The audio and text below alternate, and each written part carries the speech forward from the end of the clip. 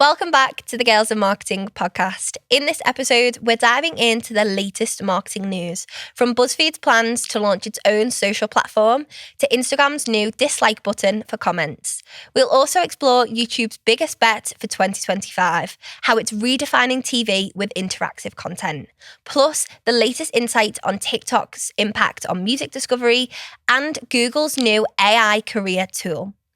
We also hear from a special guest about the importance of understanding customer journeys and how brands can create seamless experiences that drive engagement and loyalty.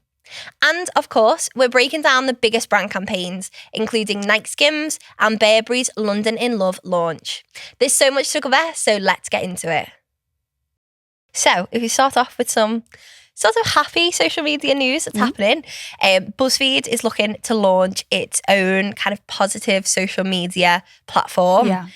Let's speak about it. What do you think about it? Yeah, so it's interesting, isn't it? I don't think they've officially announced what it's going to be called or all that much detail just yet, but I think there's a URL for like a landing page for what the platform is going to be. And it's, I think, like BuzzFeed /BF Island, like BuzzFeed Island, I think they're calling it. And there's an image of a, like a typical island with like a palm tree on it sort of thing. So I think that's kind of what it's going to be called. I think it's an interesting concept. I think there's so much talk in the social media space from brands, but also from consumers around how, social media is becoming potentially a really negative place, very polarizing, particularly like in the political space, obviously with like US elections and just so many things going on in the world. I think social media has become a place that's, potentially really quite negative at times. And there's a lot of, polarized opinions and, disagreement, and just it can be a really negative space to be sometimes. And that's what I think the CEO of BuzzFeed, Jonah Peretti, is sort of saying with wanting to create this more positive social media platform that essentially it's to do with how AI drives the content that's kind of most popular and gets most views on, our regular social media channels. And I think obviously a lot of that is driven by what gets the most watches, the most clicks. And so then those social media platforms are prioritizing that through their use of AI. So things that make us feel angry or things that make us want to comment or get involved or like give our opinions, and that can fuel a lot of that fire. So he sort of said he wants to move towards a platform that's more curated by the users and things. But I think it's interesting. I've been doing a little bit of reading on it, and obviously BuzzFeed have they're a news outlet, but they've obviously very much lent into AI and like clickbait headlines and all of that sort of stuff themselves in the past, to gain visibility themselves on, like Facebook, Meta kind of platforms and stuff. So it's a big shift for him to be saying that he's going to move away from that. I think compared to some of the stuff that they've obviously done and that he said before. But I think in theory, it's a really nice idea to have a platform that's like a more positive social platform. I just don't know for BuzzFeed quite what that will look like, if it will be what we know as like social media or if it'll be more of like a positive news outlet type of platform. I don't really know what it'll look like. Yeah, I think it would make more sense for it to be more of a news sort of media outlet, because I do think there are tons of stuff in the media and the news at the moment which is really negative, and it can get really overwhelming for people. So I think it would be quite nice to see it more as that, and it makes more sense because of what BuzzFeed is, which is mainly media and that sort of thing. So it would be a bit rogue for it to be a fully new kind of social media platform. It would also be interesting to see how well that does in terms of, acquisition, in terms of people using the social media platform, because at the end of the day, the reason that the current platforms work and that people use them, the reason that TikTok's done so well is because of the way the algorithm works. It's curated for you. The AI, it assumes what you want. Yeah, it's quite addictive. It's people very stay and use addictive. it. And I think here it said that the CEO that you were talking about before said that their social media platform will maintain a level of human creation, which is what you said, but it will also focus on real stories of value and won't focus on the latest dopamine hit.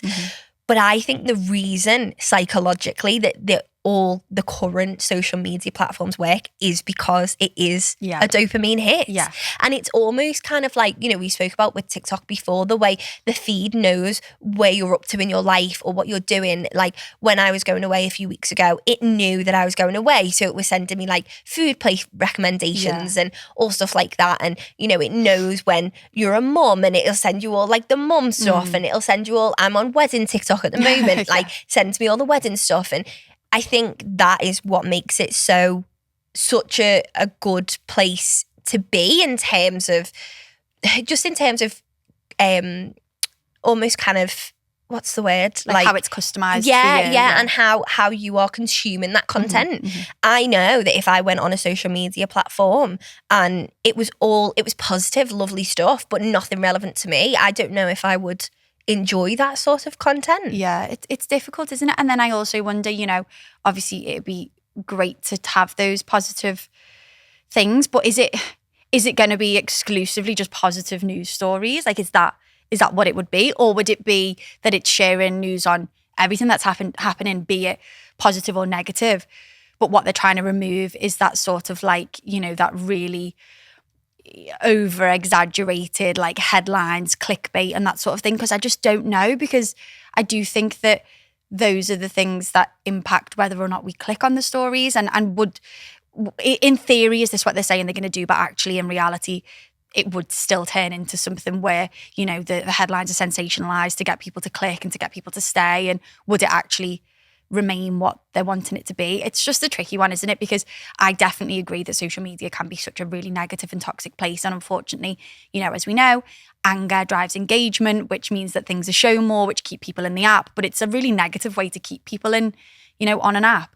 But is that what they're going to have to lean back into? I don't know. I think it'll be interesting to see how that one unfolds and, how much traction it gets and how popular it is. And I think speaking on social media, there's been a couple of updates from some of the other apps. So I know obviously each kind of podcast we do speak on social media quite a bit because there's always stuff happening. But I think there's been a few interesting updates on Instagram. Yeah. Adam Aseri shared some information, as he always does, about the kind of dislike button on comments that they're introducing, which I think is an interesting one because we were just kind of chatting before and saying like platforms have done that sort of thing before. And what I think is interesting is that the number of dislikes, I don't think that's going to be shown, or actually who's disliked comments isn't going to be shown. But what they're saying that it will do is that it will influence like the ranking of comments. Because I always think that's an interesting one, how comments are actually ranked under posts. Obviously you click on a post and it's usually often the ones that you see higher up have got like a lot more likes and that sort of thing. So are they just trying to help reduce negativity in terms of how people engage with things, so that, if there are more negative comments, rather than policing them and like not allowing them to be shared or deleting them, they just kind of shove them way down to the bottom of the comment section because people are saying we don't like this. Yeah. Which is an interesting one. And I think I would assume that's how it will be. So Maziri's actually said that they're testing this new button, so it's not the case that it will definitely be there. It is more of a test at the moment, but essentially saying that this will give people a private way to signal that they don't feel good about that particular comment. So as you said, it's going to push it down in terms of the ranking. So the more kind of likes you get, the higher up you'll be, versus the more dislikes you get, the lower down you'll be. Yeah. So it makes sense, and I think it's quite nice. Again, it's almost kind of like the positivity sort of side of things, which is, making sure that negative comments aren't the ones that are showing the first, or aren't the ones that people ultimately see. However, it still doesn't mean much. It is very much a test at the moment. Yeah. So, and we've seen the likes of YouTube. YouTube introduced their dislike button. Then they took away the public knowledge of how many dislikes it had. So again, interesting to see Instagram introducing this as a thing for comments. But we've said before, social media can be quite a toxic place. It can really thrive off that toxic culture. Yeah. So maybe the dislike button for comments will be a good thing, and it will stop people from potentially trolling and commenting bad stuff because they know that they'll get dislikes. Be interesting to see how they then police it, because obviously we talked a lot, I think it was in the other week's episode, about the policing of social media and how, you know, now we're coming to a time where everyone is on social media, but the platforms are finding it really difficult to and I think police it's interesting what, you know, obviously with what Mark Zuckerberg said recently about Meta moving away from kind of like the fact-checking approach and stuff. And I think that maybe this is Instagram's response to wanting to have some sense of control for users to, you know, indicate that they don't agree with something or that they dislike something, and that maybe, I don't know whether they'll evolve this from the testing phase to if it gets enough dislike buttons that it's automatically deleted or what, I don't know. But I think you're right. I think it's them kind of trying to find a middle ground for, you know, ensuring that they're not, you know, overly policing things, because like I say, you know, they're moving away from too much fact checking, and I don't know, you never really know which direction they're going in completely. But I think it's an interesting trial for them to be doing. And, you know, as always, they're introducing a lot of different things. They're introducing a new feature, which is not in a similar thread, but so for Reels, they've introduced, I think, a new, I don't know whether this is in a trial phase or not, but a new feature where you can kind of cut silences out of your Reels, which I think is an interesting one. I wonder how popular that will be for a feature within Reels, because I don't know how much content people are producing within Reels on the app. So I think it's an interesting one. I also wonder how much of a difference that'll make. I always find it interesting when Instagram introduce features like this. It makes me wonder, like, how much of an impact will that make on how good your content is, and therefore how much it's pushed out and that sort of thing. Like, are they wanting you to cut silences from Reels? Like, is that something that they want you to be doing because it makes the content more punchy? It makes it more, I don't know. I also wonder if it takes away some of the authenticity of like a speaking reel on Instagram. Like, it takes some of that like actual human element away, and it'll just make it sound a bit too polished. I don't know. But they're always interested in like introducing new stuff. I know. And also, you know, as you say, how many people are actually editing natively in Reels? Is there a big percentage of people? Well, potentially there is. And that's why they want to do it. But I would say that majority of the people that I know that do anything with Reels on editing in the app elsewhere natively, they're creating it elsewhere and kind of bringing it in. Another update that we wanted to cover was about YouTube essentially being the new TV, but obviously it's more interactive. This is really exciting because I think that I have been a massive YouTube watcher for quite some time. I would say the kind of generation, my kind of generation, and obviously the kind of new digital generation that we now have, very much enjoy YouTube. I think my generation of people were almost kind of the first to start watching YouTube more than they watch TV. So it's really interesting to see YouTube saying that they've long invested in kind of the creator podcasting experience, but this year they're going to be focusing more on tools to support podcasters, to support creators, and essentially helping to monetize as much as possible the platform. This is interesting because obviously when we seen that TikTok outage, a lot of people were like, go to my YouTube, I'm going to start YouTube. A lot of people diversifying, but I think YouTube is one of the platforms that is here to stay and has been here for quite a long time. The idea 20 years, I think. Well, exactly. And I think as well how much it's changed and evolved over time. You know, they introduced shorts, which I think a lot of people do watch shorts. I wouldn't say it's as big as you kind of like TikTok watchers and stuff like that, but interesting that they moved on to that kind of short form video content, almost kind of like bandwagon, but they didn't stay on it. They were kind of like, right, we're going to stay in our own lane and we're still going to push long form content. So I think really, really interesting to see how that works. Plus, we obviously know as well that Spotify have invested a lot into their kind of like podcasters space, their creator space they bought, which was Anchor, which is now Spotify for creators and Spotify for podcasters. So interesting that YouTube are now going to do the same. So hopefully they should be pushing more of that kind of like podcast sort of content on YouTube a bit more. I think at the moment, podcast discovery in particular is really difficult.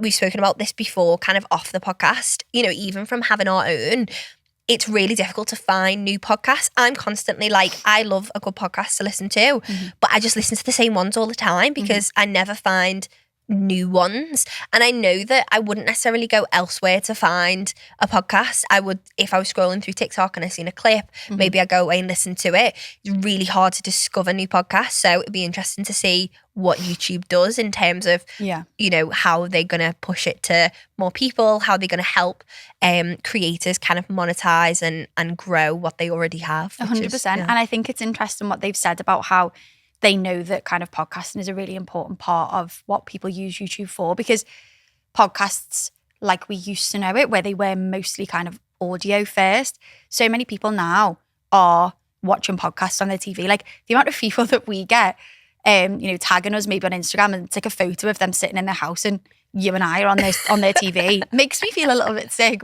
But, you know, it's indicative, like you say, of how people are consuming content. And, you know, for me, I would say, obviously, I'm a little bit older than you. I definitely do remember watching more TV when I was younger, you know, watching programs when they were actually on the telly. You know, we'd wait till like, we'd watch something on a Sunday night and we'd have to wait till the following Sunday for the next episode and stuff like that. But that's just not how people consume content anymore with Netflix, with, you know, Amazon, with everything.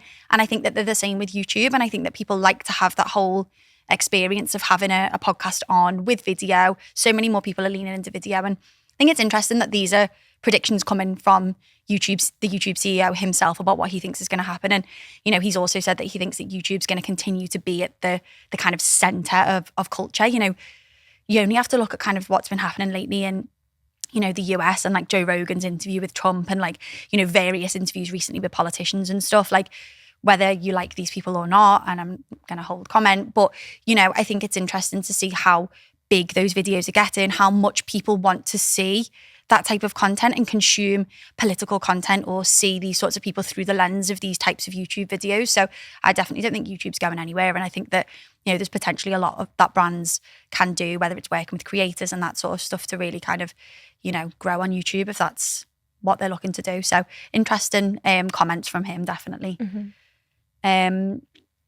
And there was another update that we just wanted to mention, wasn't there, which is outside of the realm of social for once, which was, I think, an interesting one, that Google's launching a new experiment that uses AI to help people explore more career possibilities. So it's called Career Dreamer. Again, interesting that they're massively leaning into AI. And I think what it's going to be kind of helping people to do is to like create them like a CV or like some sort of, you know, like statement of their work history, whatever. You know, they can kind of input like their interests, their experiences, etc. It's not a job finding platform. Like it's not like your LinkedIn or your Indeed. It's not actually generating and giving you like, you know, vacancies. But I think what it is designed to do is to help you to formulate you know, like a CV, like a kind of a documentation of your experience and stuff. And I think also help you understand like career opportunities, like what's out there for somebody with you and your skill set, which I think is an interesting one. You know, I think we often have people even within our own community who kind of know they want to do marketing, but they're not really sure how their skills fit and stuff. So I think it could be an interesting one for helping kind of people get into new careers and discover what else is out there. But I do think it's interesting that it's another feature of AI. It's another way of leaning into AI. I would always personally be a little bit skeptical for just kind of accepting that at face value and taking it away and using it. I'd always maybe use it for like inspiration, tailor it yourself, add your own spin on it. Like we say with anything, isn't it? Like never just kind of accept what AI spat out and go and use it. Yeah. But could be an interesting one for helping people kind of understand the career opportunities. Yeah, I definitely think from a discovery perspective for sure. Because even like myself, I studied psychology at university and then I found marketing just myself randomly, you know, from a very variety of reasons how I ended up finding it. But I know that young people at the moment are very confused. It's very overwhelmed with all the opportunities and what's happening in the world. So hopefully having something like this means that they can go to it and they can put all of their skills in and then potentially get all of the great kind of career opportunities out of it, especially because there's so many jobs nowadays that never even existed a few years ago, you know, never mind a decade ago. Some of them didn't exist 2 or 3 years ago. I mean, I think that the role of like a careers advisor or somebody, for example, probably quite a tricky one nowadays, because it's like you're a careers advisor, and yet the world of work and the types of careers that are out there, particularly keeping up with all of these new technologies and things like that, it's probably evolving very, very quickly. And a lot of the jobs that people are going into are either kind of roles that they're like creating themselves, or they're going into like creator roles or whatever it might be. So I think it's probably quite a difficult one to keep up, because, you know, I think we're past the days of just kind of, you come out of university or you come out of school and you go into like your standard jobs that everyone knows. Like, there's so much out there. So it could be potentially really interesting for that purpose. Yeah.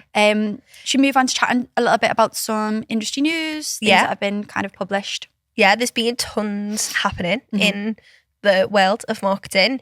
I just wanted to quickly touch on the Luminate Music Impact Report, which essentially concluded that TikTok is a key driver of music discovery, monetization, and chart success.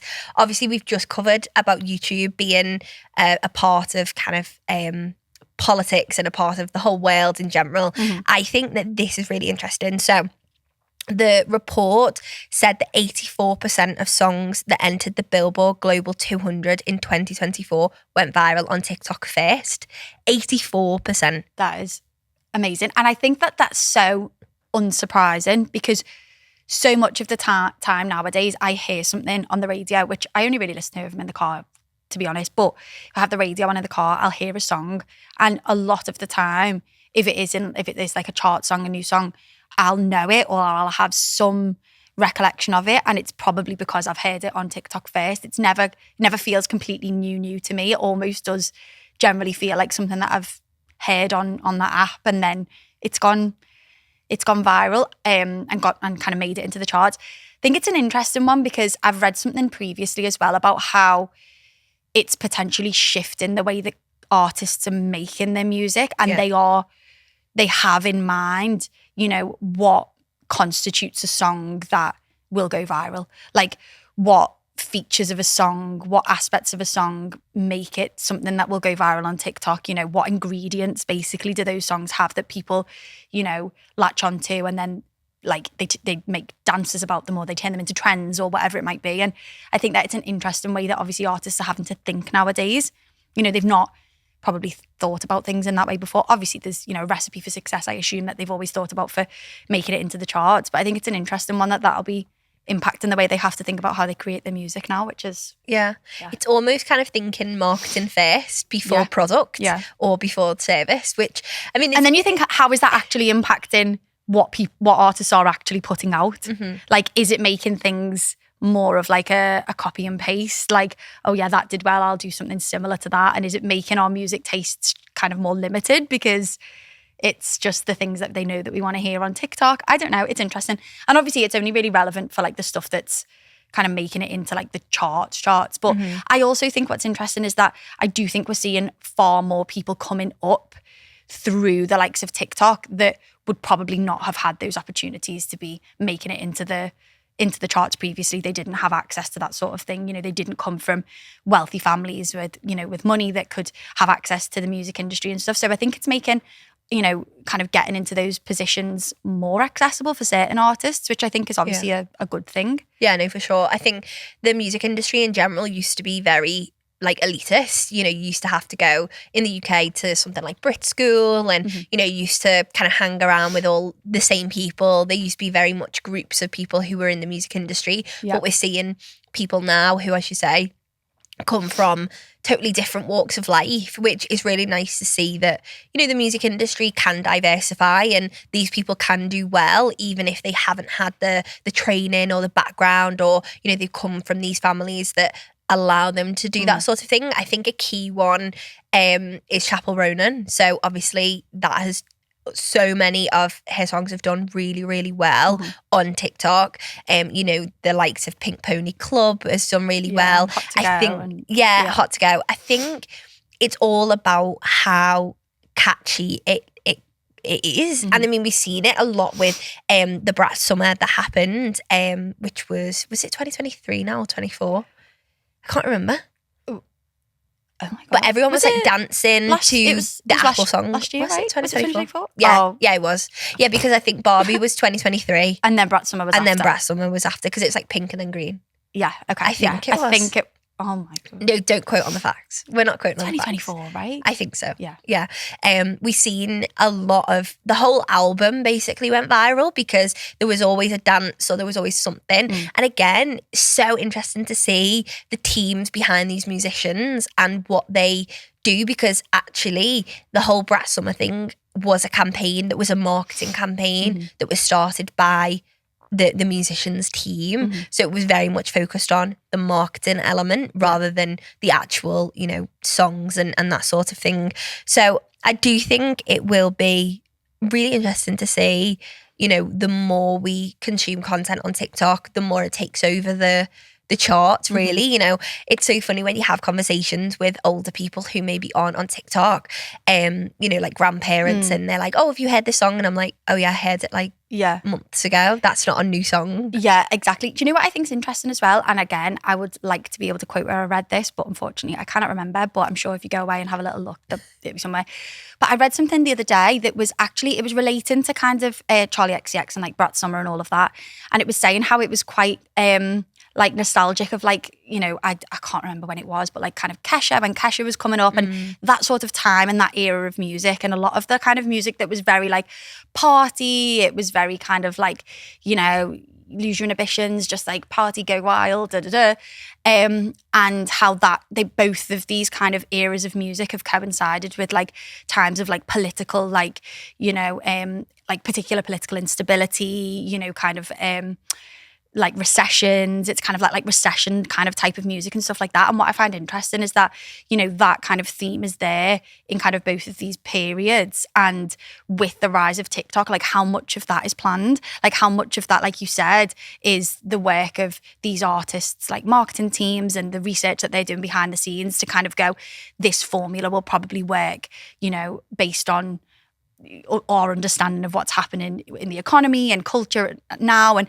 it's so interesting, isn't it? Because we see it as like things like Brat Summer are a driver of our culture and like kind of the way that culture goes.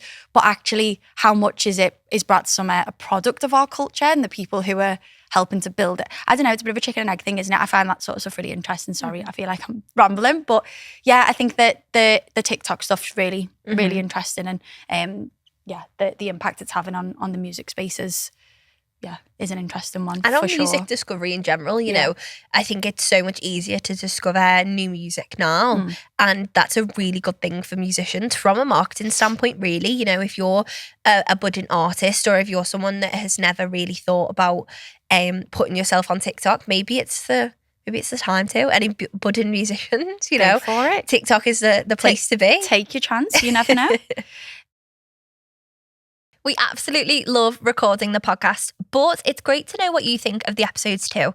Come and join our broadcast channel on Instagram to get involved in the chat. Let us know what you think of the episodes and what you want to hear more of.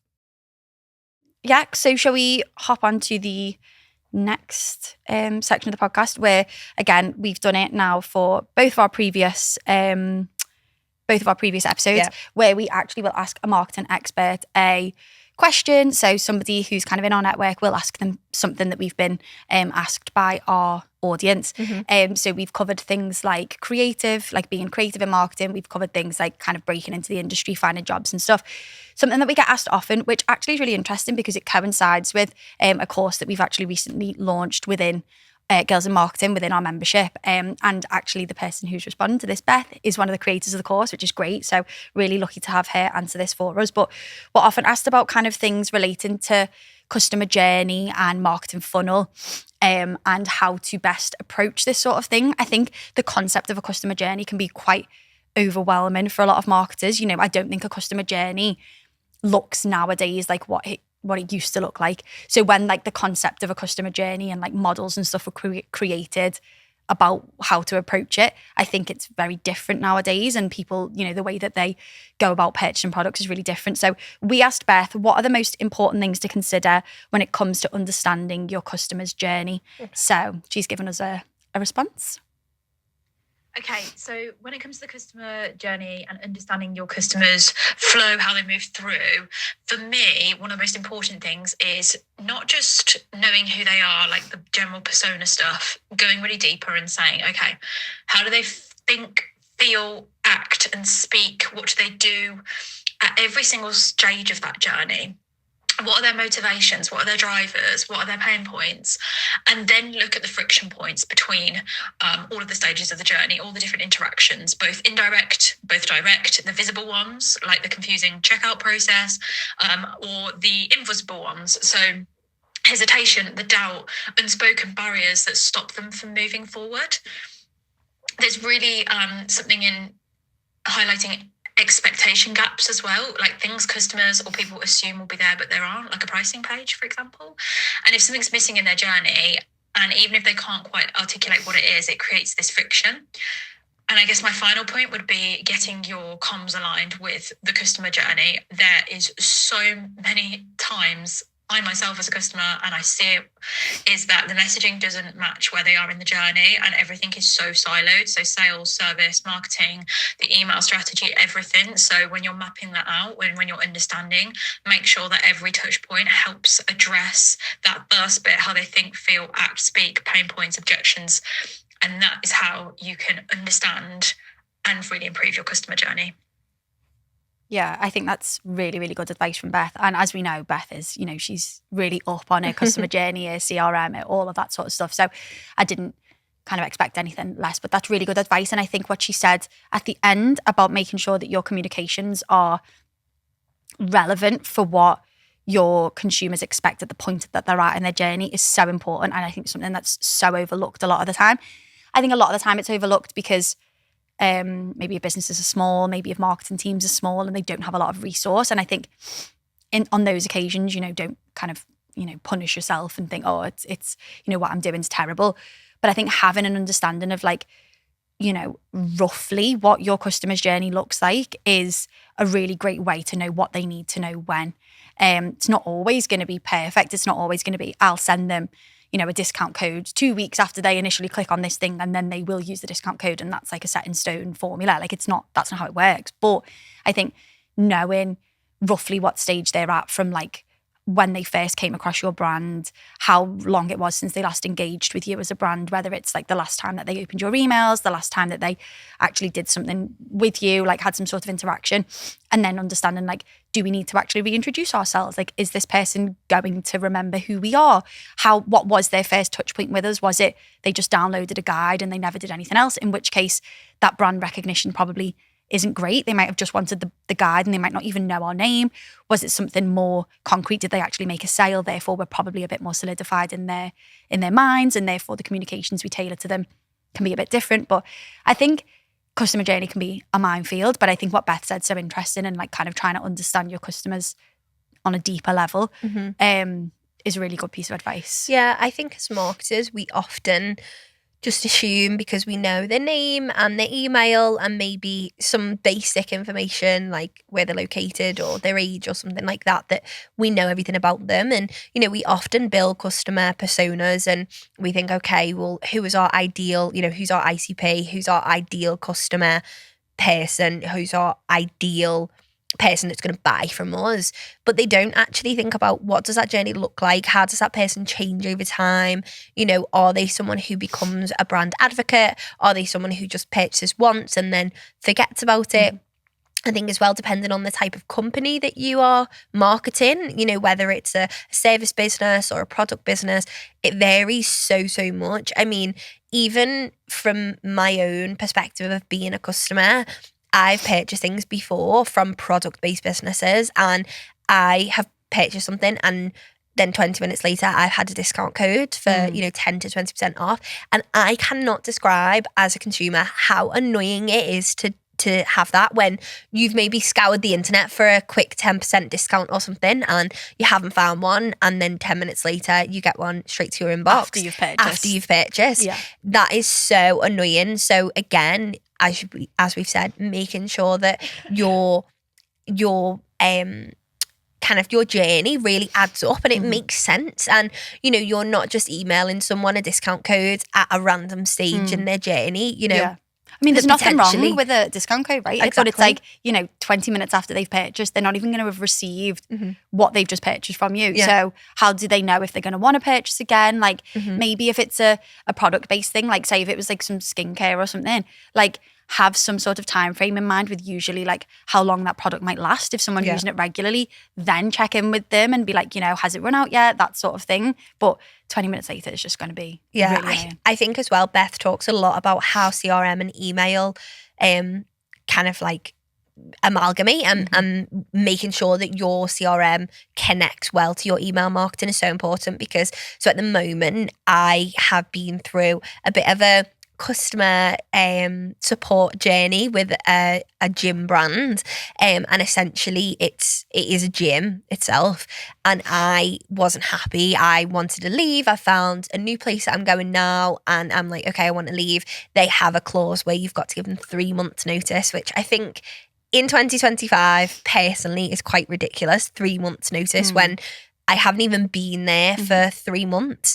But anyway, that's a story for another day. I feel like you're leaving a job. Yeah, exactly. And then what's now happened is I'm getting emails from that gym brand with, discount codes or with like updates and stuff. And I'm like, is your email marketing not talking to your CRM? Because I have not had a great experience with your kind of like customer support, but your emails aren't telling me that. And I think Beth has actually talked about a similar experience happening to her with a gym brand as well, I think.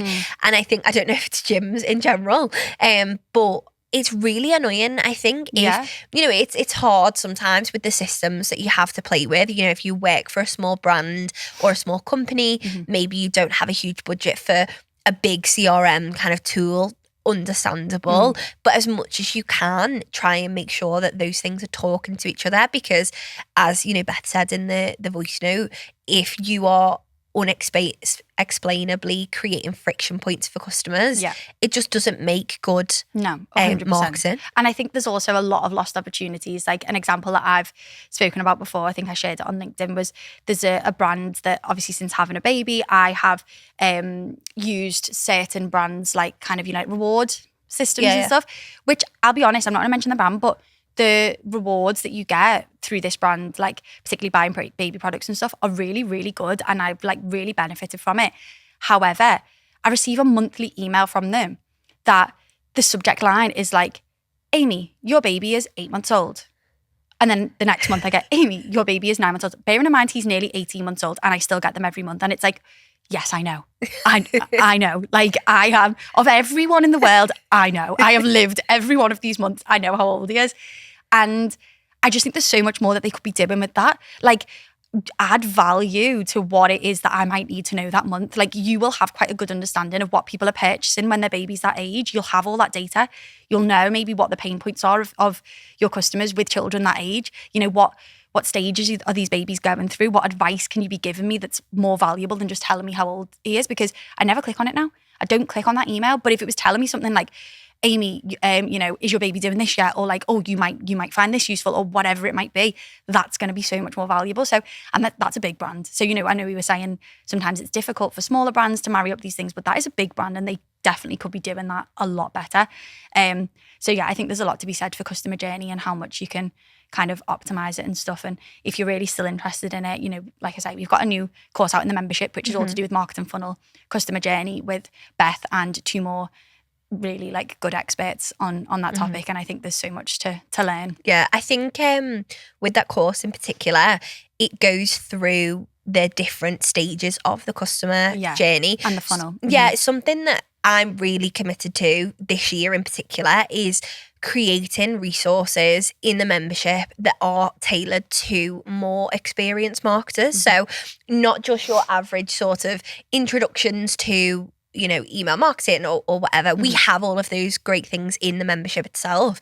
But I'm super aware of the fact that people in our membership want more mid-level sort of resources. So this course plays a part in that. We talk about top of funnel strategies, middle of funnel strategies, bottom of funnel strategies, and also how you can collaborate with teams, so sales teams or other teams, again, because it's so important when you're working in an organisation to make sure that your customer journey is so solid as it possibly can be. So it is a really, really good course. And Sophie and Sean are the other 2 creators. They're both amazing, who are all also mentors in the membership as well, which is great. So if you do the course and then afterwards you want to book a one-to-one with them, obviously that's included in the membership price as well. So it is a really good thing that we are doing this year, is really focusing on those mid-level marketers who are wanting to kind of step up and kind of get more to that managerial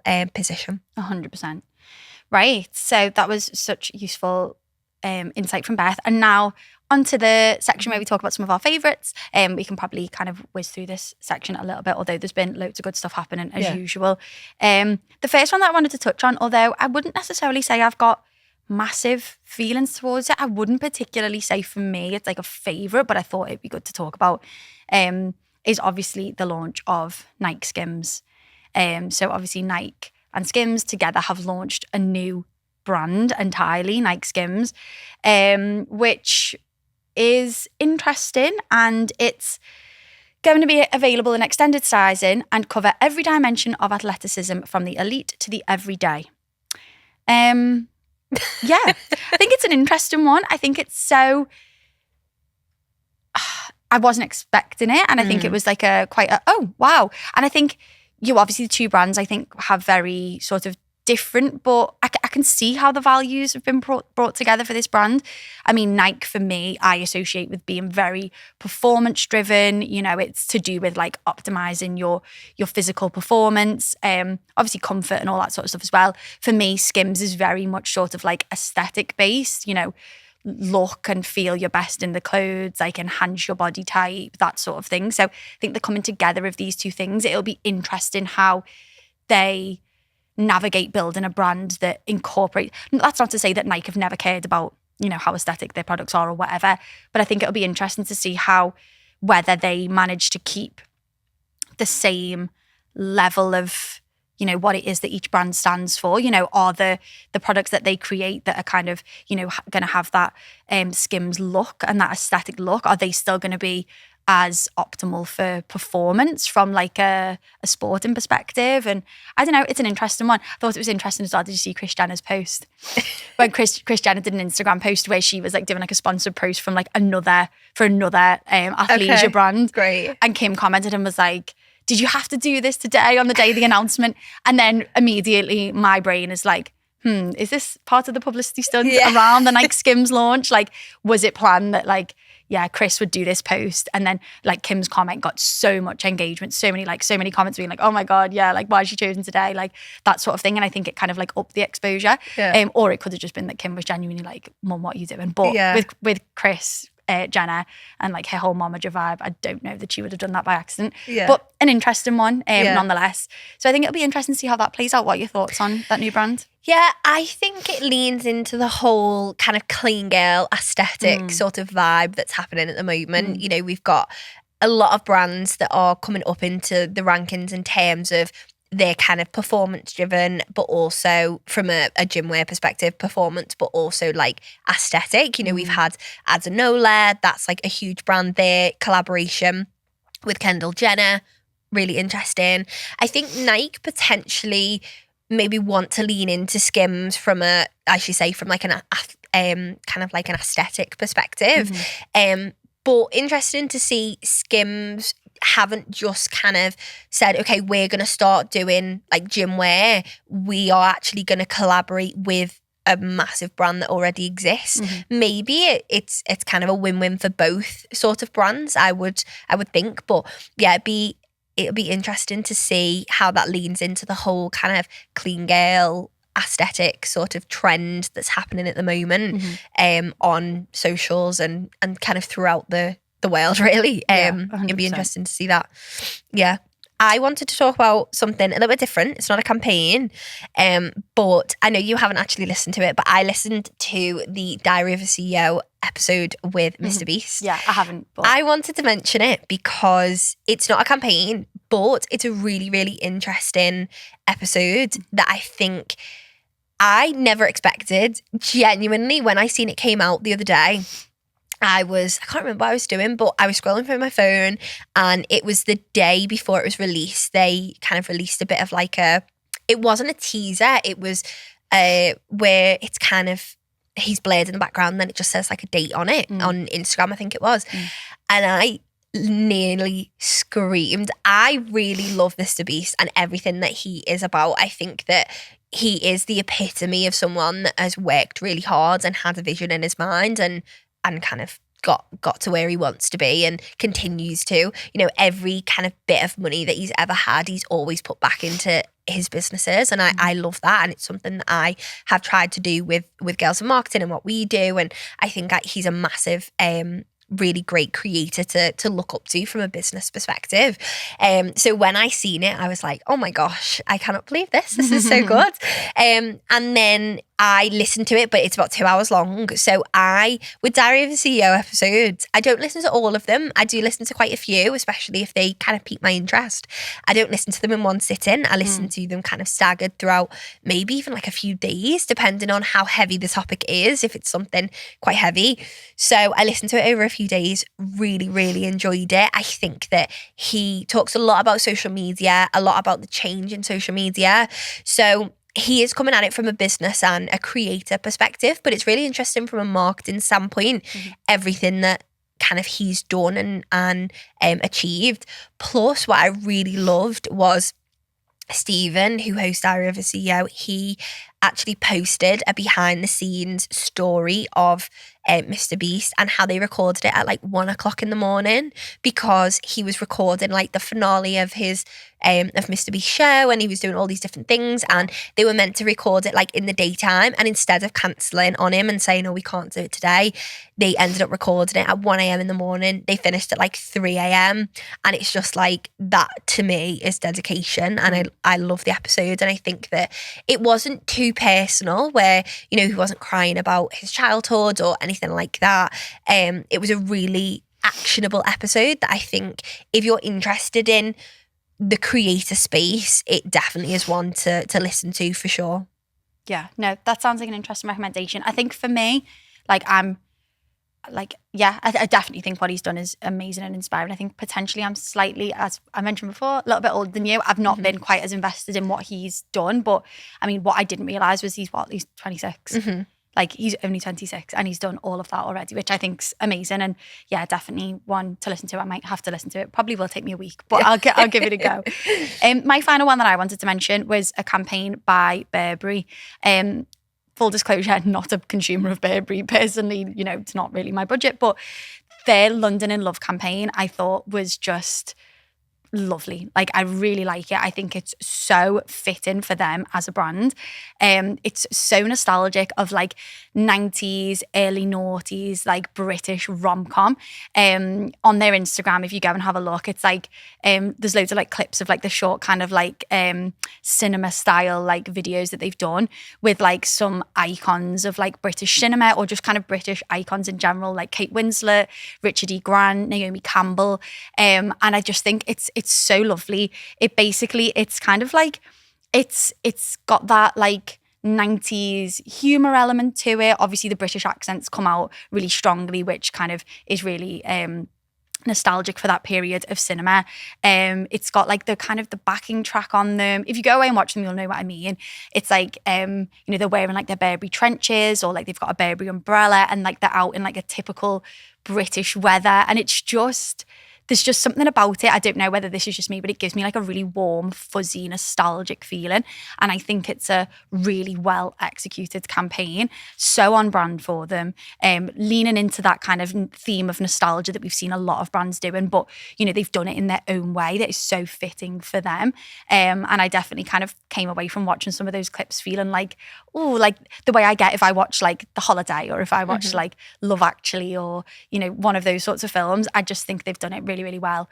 I don't know what that will do necessarily for them, whether it's kind of they're wanting to open up, you know, their brand to, I don't know, new audiences. I don't really know what kind of the driver is for it, but it definitely highlights the product really well, to be fair. You know, the trenches and stuff, and their umbrellas, and like their kind of staple Burberry kind of patterns are kind of prominent throughout, but I think it's really lovely. I think it's in line a lot with how they want to position themselves. Yeah. And I think it's nice to see more brands doing that, where they leaning into the nostalgia trend, but also leaning into what their brand is about, rather than trying to be something that they're not. I think so many brands, you know, jump on trends and do things because they think it's cool or they think it's relevant. Yeah. But it's nice to see such a kind of classic brand like Yes, Burberry exactly. stick to their roots and create something that, as you say, highlights their products, but equally sticks to who they are as a brand and as a designer. Yeah, definitely. So